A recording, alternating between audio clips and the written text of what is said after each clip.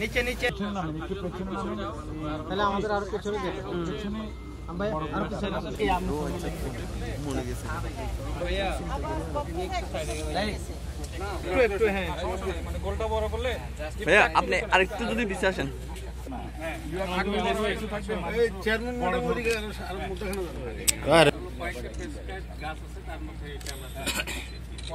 Sir এই QR কোডটা সহ তুলেন না আর একটু দূর থেকে কিউআর কোডটা স্যার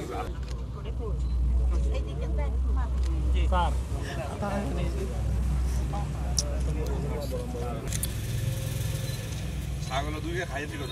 না বেড়া দেব তো বেড়া দেব যদি পারলে বেড়া ডিঙে আসে উঠ হইলে পারবো না যদি পারলে বেড়া ডিঙে আসে পাশে ওই যে বেড়া ইফতি ভাই এই এগুলো দিছে এগুলো সন্তের নিবন এটা নেব পিছন থেকে একটা নাও দাদা একটু তাকান করব আর পাশে এটা ওনারা পা দিয়ে দেবে কোয়ার্টার আছে খেলা হয় এখানে এটা সম্পূর্ণ না দিলে গাছটা আলাদা ওটা দিয়ে দিতে হবে নালে ফুটবল ভেঙে গেল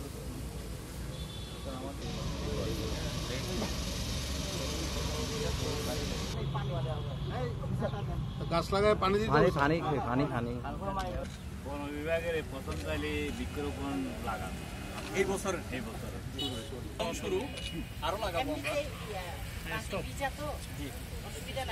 লাগবে না আবার বেশি দিলে সত্যি দেবে গত বছর জুলাই পুনর্জাগরণ অনুষ্ঠানমালা 2025 উপলক্ষে আমাদের প্রতিদিনই বেশ কিছু কর্মসূচি রয়েছে। তার মধ্যে আজকে যে উল্লেখযোগ্য কর্মসূচি সেটি হচ্ছে এক শহীদ এক বৃক্ষ রোপণ কর্মসূচি, যার আওতায় আমরা জুলাই আগস্ট গণ অভ্যুত্থান 2024-এ যারা শহীদ হয়েছেন তাদের স্মরণে আমরা এই বৃক্ষটি রোপণ করলাম এবং এর মাধ্যমে আমরা এই চলতি বছরের যে বৃক্ষরোপণ কর্মসূচি সেটিরও আমরা আরও বেগবান করব এবং এর মাধ্যমে আমাদের এখানে যারা জুলাই যোদ্ধা রয়েছেন, আমাদের শহীদ পরিবার, আপনারা দেখেছেন যে আমাদের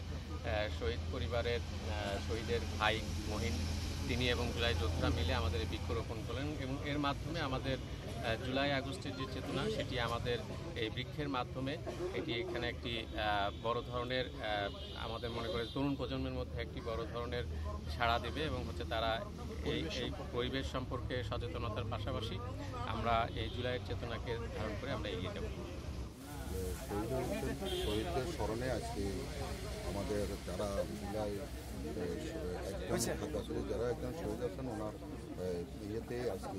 এই রাস্তা বৃক্ষরোপণটা করা হয়েছে। এই বৃক্ষরোপণের মাধ্যমে আমরা যাতে প্রতি বছর অন্তত এসে এখানে দাঁড়িয়ে অন্তত তাহলে আমরা বুঝবো যে এটা শহীদদের স্মরণে এটা করা হয়েছিল এবং আমরা আগামীকাল আমাদের জেলা বিএনপির পক্ষ থেকে আমরা বৃক্ষরোপণের কর্মসূচি আছে সকাল 10টায়, আপনারা সবাই এখানে উপস্থিত থাকবেন।